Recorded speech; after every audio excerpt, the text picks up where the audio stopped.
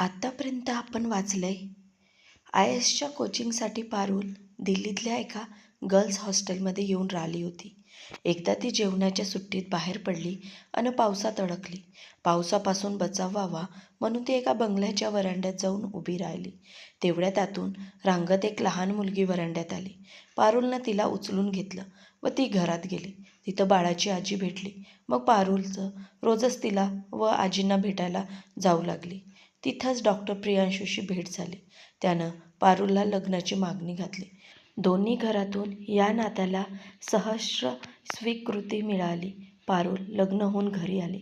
प्रिया ते बाळ म्हणजे डॉक्टर प्रियांशूच्या दिवंगत बहिणीची मुलगी होती. बाळाच्या वडिलांचा घरात कधी उल्लेख होत नव्हता, पण पारुलला एकदा त्याचा पत्ता मिळाला व तिनं शेखरला प्रियाच्या वडिलांना पत्र टाकलं. आता पुढे वाचा. सुमारे 1 महिन्यानंतर घराची डोरबेल वाजली. बाहेर कोणी अनोळखी माणूस उभा होता. डॉक्टर प्रियांशू, मिसेस पारुल व कमलाबाईंना बोलवा. कोर्टाचं समन्स आहे, त्यानं म्हटलं.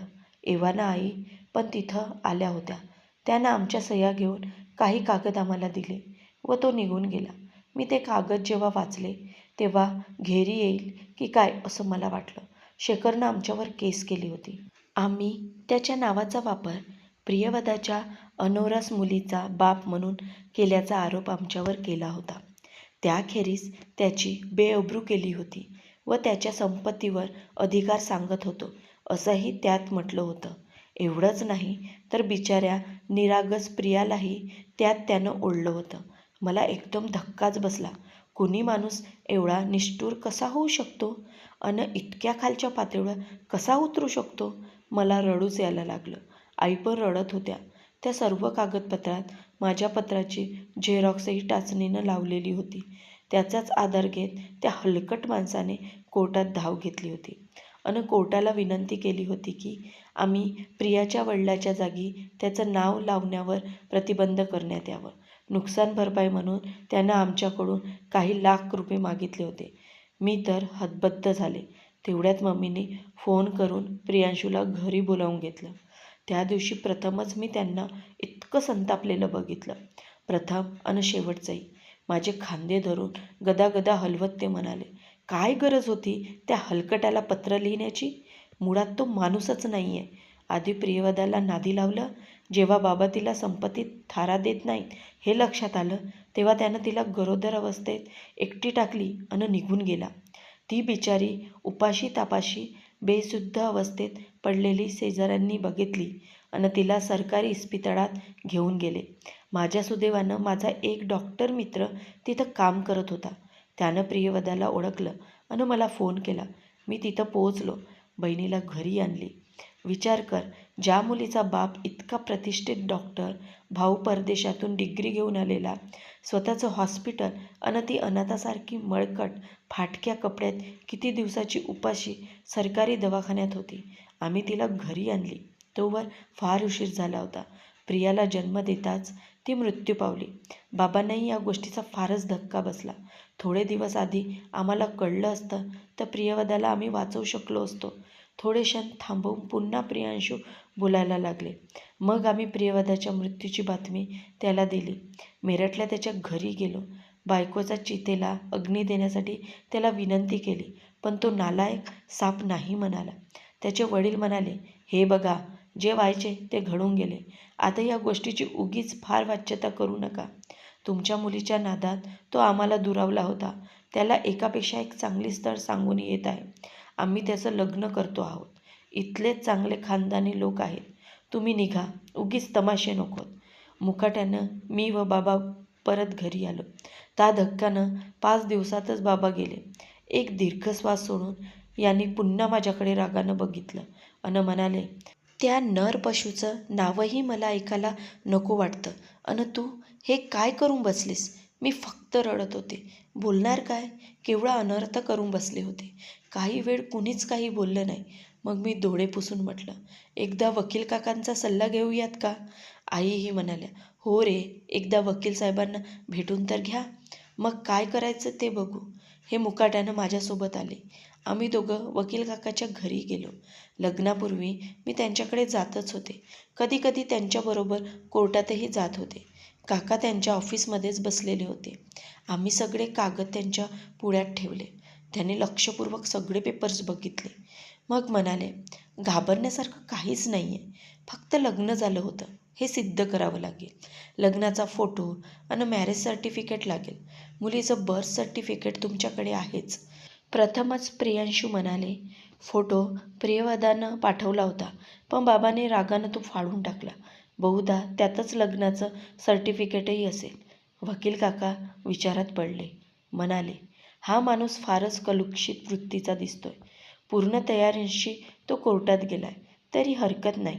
लग्नाचे कुणी साक्षीदार तर असेलच ना. कोणी मित्र, मैत्रीण, भटजी, शेजारी, त्यांची साक्ष आपल्याला काढता येईल. वकील काकाकडून सगळं नीट समजून घेऊन अन साक्षीदार कसे मिळवायचे याचा विचार करून आम्ही तिथून निघालो. 4-5 दिवस सतत आम्ही प्रियवदाचे मित्रमैत्रिणी आणि शेजारी शोधत होतो. पण दिल्लीसारख्या महानगरात ते काम सोपं नव्हतं. किती मंदिर, किती देवळं, पंडित, भटजींना विचारलं. प्रियवदाच्या मित्रमैत्रिणींना तर तिच्या प्रेम प्रकरणाची व लग्नाचीही कल्पना नव्हती. प्रत्येकाचं म्हणणं होतं की ती इतकी शांत आणि सज्जन मुलगी होती की शेखरसारख्या मुलाबरोबर तिचं प्रेम प्रकरण असणं शक्यच नाही. शेखरच्या काही मित्रांना ती दोघं बरोबर फिरायची एवढं ठाऊक होतं, पण लग्नाबद्दल माहीत नव्हतं.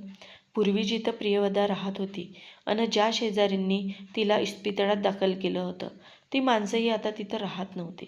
7 दिवस सतत भटकल्यानंतर आम्ही पुन्हा वकील काकासमोर होतो. आमच्याकडे एकही पुरावा नव्हता. प्रियाच्या जन्माचं प्रमाणपत्र होतं, पण त्यावरचं शेखरनं आक्षेप घेतला होता की स्वतःच इस्पितळ असल्याचा फायदा घेऊन प्रियांशू त्यांना कारण नसताना प्रियाचे वडील असल्याचं म्हणत आहेत. काय करावं तेच आम्हाला सुचत नव्हतं. वकील काका म्हणाले, कोर्टात फक्त पुरावे लागतात. शेखरनं आधीच सगळी फिल्डिंग सज्ज करून ठेवली आहे. त्याला खोटा ठरवायला आपल्याकडे काहीच पुरावा नाही आहे. मला खरं तर बिचाऱ्या प्रियवदाचा खूपच राग आला. दिल्लीसारख्या शहरात राहणारी श्रीमंत घरातली मुलगी इतका मूर्खपणा कसा करू शकते? कुठल्याही पुराव्याशिवाय लग्न केलं, मूल होऊ घातलेलं आणि नवरा सोडून गेल्यावर मुकाट उपाशी राहिली. पण आता चिडून रागावणे उपयोग नव्हता. आपण प्रोटेस्ट करू शकतो, असं वकील काका म्हणाले. तो कोर्टात जिंकला तर काय होईल? प्रियांशूने विचारलं. प्रियाला बाप म्हणून शेखरचं नाव लावता येणार नाही आणि त्याच्या इस्टेटीत वाटा मिळणार नाही, वकील काकांनी समजावलं. काही वेळ विचार करून प्रियांशू म्हणाले, प्रियाला बाप म्हणून त्याच्या नावाची गरजच नाही आहे आणि संपत्तीचं म्हणाल तर बाबांनी प्रियवदाच्या नावानं ठेवलेली संपत्तीच इतकी आहे की प्रियाला कधीच आयुष्यात दाहात भासणार नाही. मग तर सोपेच झाले, वकील काका म्हणाले. तुम्ही कोर्टात जाऊच नका. हजर राहिला नाही तर कोर्ट एकतर्फी डिक्री त्याला देईल. मला हे खरं तर पूर्णपणे पटलं नव्हतं, पण आम्हाला दुसरा काही पर्यायही उपलब्ध नव्हता. जेव्हा जेव्हा मी प्रियाला बघायचं तेव्हा तेव्हा मला त्या नोटिशीमधल्या आत्मजा वडील अज्ञात हे शब्द फारच खटकायचे. मी शेखरला ते पत्र लिहिण्याचा भोचकपणा केला नसता तर ही वेळच आली नसती. दिवस सरतच होते. एक दिवस टपाल आलं. त्यात शेखरचं पत्र अन कोर्टाच्या निर्णयाची कॉपी होती. त्यात प्रिया शेखरची मुलगी नाही अन मी, आई व प्रियांशूनं तिचे वडील म्हणून शेखरचा उल्लेख करू नये अशी तंबी होती. शेखरनं अगदी शिस्तबद्ध डाव टाकला होता. मी बराच वेळ ती पत्र हातात घेऊन बसून होते. आईंना व प्रियांशूला कसं सांगावं याचा विचार करत होते. एकाएकी मला काय सुचलं तर मी प्रियाला कडेवर घेऊन सरळ वकील काकाच्या ऑफिसात पोहोचले. मी जे बोलले त्याला वकील काकाची पूर्ण संमती होती. परत त्यांना माझ्या हातात काही महत्त्वाचे पेपर्स होते. मी गेल्या गेल्या ते मम्मीना आणि प्रियांशूला दाखवले. यावर प्लीज सही करा, मी म्हटलं. त्यांनी आश्चर्याने माझ्याकडे बघितलं. प्रियाला कवटाळत मी म्हटलं, मी प्रियाला कायदेशीर दत्तक घेऊन माझी मुलगी म्हणून वाढवणार आहे. प्रियाचे वडील डॉक्टर प्रियांशू आणि आई पारुल असणार आहे. आईंना तर आनंदाचं रडूच फुटलं. त्यांनी मला प्रियाला मिठीत घेऊन खूप आशीर्वाद दिले. प्रियांशूही भिजल्या डोळ्यांनी माझ्याकडे बघत होते. त्यांच्या चेहऱ्यावर समाधान आणि कृतज्ञता होती. आता काम सोपं होतं. आम्ही कोर्टाकडून रीतसर सर्व प्रक्रिया पूर्ण करून प्रियाला दत्तक घेतलं. आता तिच्या नावापुढे वडिलांचं नाव होतं डॉक्टर प्रियांशू. मला खूपच समाधान वाटलं, पण मनात एक भीती होती की प्रिया मोठी झाल्यावर तिला जर घरातल्या गडी माणसाकडून किंवा बाहेरच्या कुणाकडून काही कळलं तर. त्याच वेळी मला बाळ होणार असल्याची चाहूल लागली. प्रियाला भावंड मिळणार याचा आनंद मला उपभोगता येत नव्हता. शेवटी आईने माझ्या बाबांना बोलावून घेतलं. त्यांनी मला मानसोपचार तज्ज्ञाकडे नेऊन उपचार केला. त्यांनी प्रियांशूलाही दिल्ली सोडून दूर कुठेतरी जाण्याचा सल्ला दिला. माझ्या बाबांनी सुचवलं, रायपूरला त्यांचं हॉस्पिटल आहेच, मोठं घरही आहे. प्रियांशू तिथं प्रॅक्टिस करू शकतील. प्रियांशू व बाबांनी मिळून रायपूरचं हॉस्पिटल आधुनिक करून घेतलं. रायपूरचं घरही रिनोव्हेट करून त्यांना दिल्लीच्या घरासारखं करून घेतलं. माझ्या व प्रियाच्या सुखासाठी आईही रायपूरला राहायला कबूल झाल्या. एवढी सगळी तयारी झाल्यावर लहानसा प्रियंक आणि त्याहून थोडी मोठी प्रिया यांना घेऊन आम्ही रायपूरला आलो. माहेरी आता कुणी नव्हतंच. माझे काका काकू मुलाकडे कॅनडाला होते. इथं कुणालाही प्रियाच्या पूर्वायुष्याबद्दल काहीही माहीत नव्हतं. दोघं मूल माझीच म्हणून वाढत होती. प्रिया तर आधीपासून मला आई अन यांना बाबा म्हणत होती. या वातावरणात आम्ही लवकरच रुळलो. उत्तम डॉक्टर म्हणून प्रियांशूनंही इथं लवकरच जम बसवला.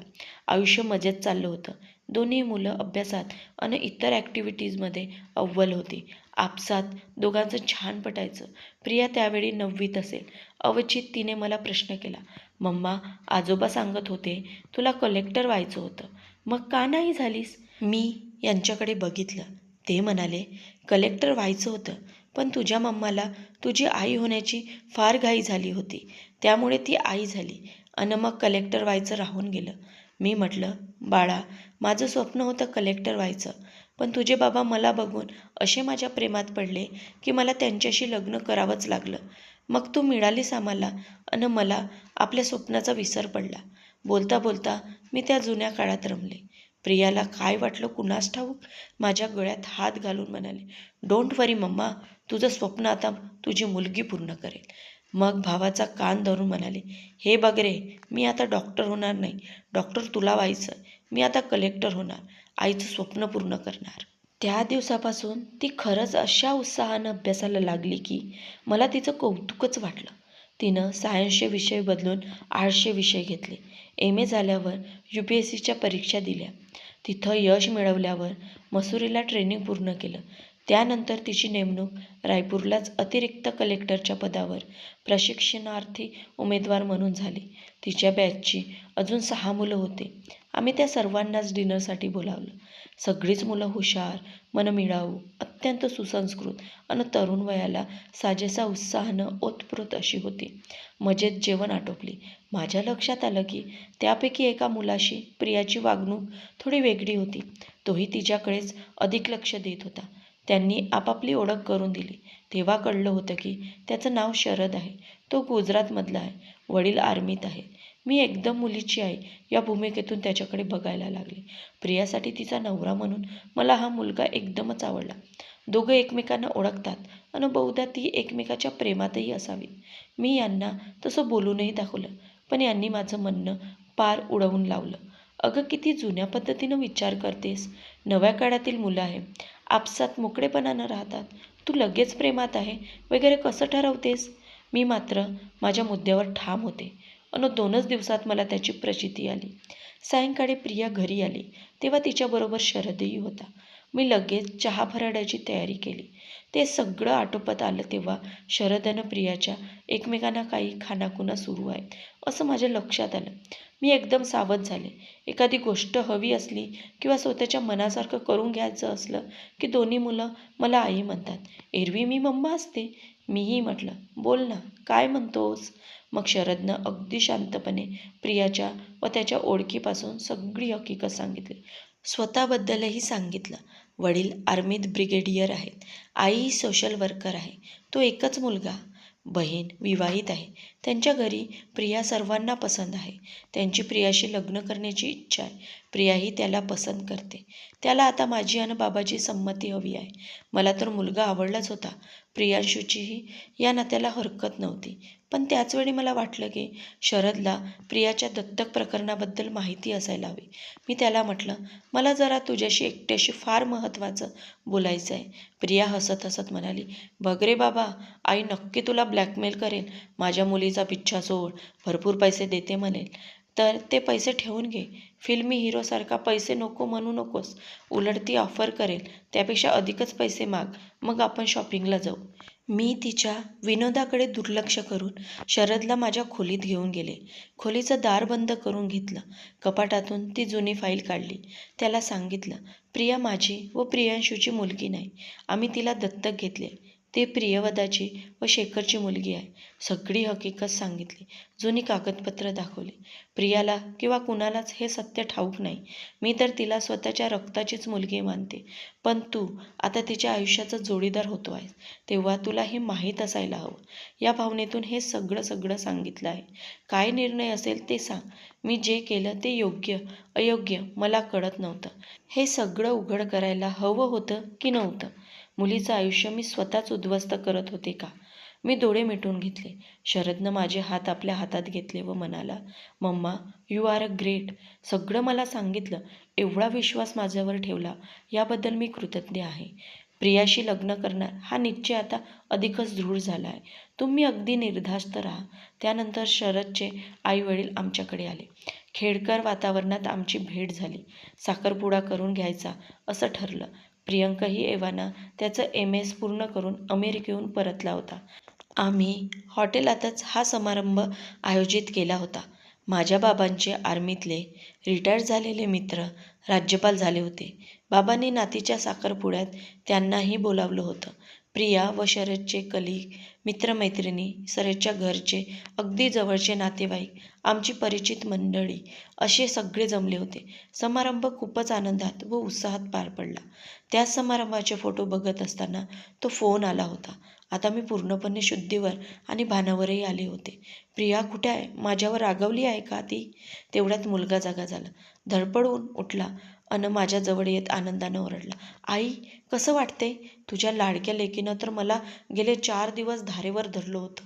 काल तेव्हा मी परोपरीनं समजावलं की आई आता पूर्ण बरी आहे. उद्या सकाळपर्यंत डोळे उघडेल. तेव्हा कुठं बाबांना घरी घेऊन जाण्याच्या निमित्तानं तिला घरी पाठवले. दोघेही 100दा बजावून गेलेत की रात्री जरी आई शुद्धीवर आली तरी ताबडतोब फोन कर. तेवढ्यात त्यांची नजर दाराकडे गेली अन तो म्हणाला, घ्या, हे आलेच तुमचे देवदास अन तुमची चमची. न बोलावता हजर व्हायची सवय आहे ना. त्यांच्या चेहऱ्यावर प्रसन्न हास्य होतं. आनंदानं चेहरा उजळला होता. मी बघितलं. दारातून प्रिया अन प्रियांशू त्वरेनं आले अन माझ्या बेडशेजारी येऊन उभे राहिले. प्रिया तर माझ्या छातीवर डोकं ठेवून रडायलाच लागली. काय हे आई, किती घाबरून सोडलंस गं? माझ्या लग्नाच्या दुःखानं जर असं झालं असेल तर मला लग्नच करायचं नाही. मुलगा लगेच म्हणाला, पुरे गं. आईला आनंद सहन झाला नाही. तिला खूपच आनंद झालाय. खरं तर आनंदानं हार्ट अटॅक मला यायचा की चला, घरावरचं एक संकट शरदकडे गेलं. आता घरावर एक छत्र साम्राज्य माझं. प्रियानं खोट्या रागानं त्याचा कान धरला. मोठा आलाय अमेरिकेतून शिकून. 4 दिवस लावलेस आईला बरं करायला. आधी डॉक्टर की तर नीट कर, मग कर घरावर साम्राज्य. दोघांचं ते प्रेमळ भांडण बघून मला किती छान वाटत होतं. प्रिया अगदी नॉर्मल वाटत होती. म्हणजे तो आला नसावा. मला थोडं निवांत वाटलं. एका आठवड्यातच मी घरी निघाले होते. शरद गाडी चालवत होता. प्रियांशू त्याच्या शेजारी होते. प्रिया माझ्या शेजारी होती. अचानक तिनं म्हटलं, मला कळलंय तुला कसला धक्का बसला. का तुला ॲडमिट करावं लागलं. तो माणूस आला होता ज्याच्यामुळे हे सगळं घडलं. मी दचकून तिच्याकडे बघितलं. प्रियांशूनं मागे वळून बघितलं अन म्हणाले, होय पारुल, तो आला होता. अगं मला एकदम समजेना काय करावं ते. पण फार बरं झालं तू शरदला सगळं समजावून सांगितलं होतंस आणि ती फाईल कुठं होती ते ही त्याला ठाऊक होतं. त्यानंच प्रियाला ती सारी कागदपत्र दाखवली. मी प्रियाला सगळी खरी हकीकत सांगितली. या दोघांनी तर त्याला असा काही झापले की काय सांगू. माझ्या बहिणीच्या आणि बाबाच्याही आत्म्याला शांती मिळाली असेल. मला आता एकूणच सगळं काही जाणून घ्यायची उत्सुकता वाटत होती. त्याचा सगळा पैसा त्याच्या नालायक मुलांनी उधळला होता. एक कुठंतरी फरार होता, दुसरा भीक मागत होता. त्यानं विचार केला असेल की तुला धाक दाखवून पैसा मिळवता येईल, पण तू तर त्याचा फोन ऐकूनच बेशुद्ध पडलीस. हॉस्पिटलला ॲडमिट करावं लागलं. तो घरी आला तर प्रिया सामोरी आली. तो विचार करू आला होता की मुलीकडून दर महिन्याला काही पैसे त्याला जीवन जगण्यासाठी मिळावेत. पण शरद आणि प्रियानं ते कागद त्याच्या डोळ्यापुढे नाचवले. प्रियानं तर त्याला धमकावलंच, तू कोण? मी तुझी मुलगी नाही, तू माझा बाप नाही, असं कोर्टातून तू लिहून घेतलंयस ना, तर मी तुला पैसे का म्हणून द्यायचे? केस आता मी ठोकते तुझ्यावर. तुझ्यामुळे माझी आई इस्पितळात आहे. आमच्या कुटुंबाला तुझ्यामुळे त्रास झालाय. एवढं बोलून प्रिया थांबली नाही. तिनं सरळ SP ला फोन केला. पोलीस संरक्षण हवंय. ताबडतोब पोलीस आले. त्याला घेऊन गेले. 2 दिवस होता पोलीस कोठडीत. प्रियानं मला मिठी मारली. तुझी मुलगी काही लेचीपेची नाही आहे आई. अन आपलं नातंही तकलातूत नाही. कुणाच्या धमकीनं ते तुटेल असं तुला वाटलंच कसं? अगं, त्याचा चेहरा अगदी बघण्यासारखा झाला होता. आता कळेल त्याला, उपाशी मरेल तो. माझ्या लेकीला जणू माझा चेहरा वाचता आला. मला आश्वस्त करत म्हणाली, आई काळजी करू नकोस. मी आणि शरदनं मेरठच्या कलेक्टरला फोन करून त्याला वृद्धाश्रमात ठेवण्याची व्यवस्था केली आहे. जोपर्यंत जगेल तोवर त्याला निराश्रित म्हणून पेन्शन मिळेल. अगदी उपाशी आणि रस्त्यावर नाही राहणार. मी भरल्या डोळ्यांनी तिच्या सुबुद्धपणाचं कौतुक वाटून तिच्याकडे बघत होते. परत मला बिलगती म्हणाली, मला या जगात आणण्याचे त्याचे उपकार आहेतच ना, त्याशिवाय मला तुझ्यासारखी आई कशी मिळाली असती? तेच कर्ज फेडले मी. आता फक्त कृपा करून मी त्याला भेटायला जाईन किंवा याहून अधिक काही करेन अशी अपेक्षा करू नकोस. मी हसून तिला कुशीत घेतली. घर आलं होतं. गाडी थांबली. प्रियानं मला सांभाळून उतरवून घेतलं आणि आधार देऊन घरात नेऊ लागली. आमचं नातं कागदावर झालं होतं, पण ते रक्ताच्या नात्याहून अधिक गाढ आणि मनोज्ञ होतं. जणू जन्मांतरीचं नातं होतं. मित्रांनो, तुम्हाला कथा कशी वाटली हे कमेंट्सद्वारे नक्की कळवावे. व चॅनलवर नवीन आले असाल तर आपल्या विना व्हॉइस मराठी स्टोरी या चॅनलला सबस्क्राईब करायला विसरू नका. आपण संपूर्ण कथा शेवटपर्यंत ऐकल्यामुळे आपले मनापासून धन्यवाद.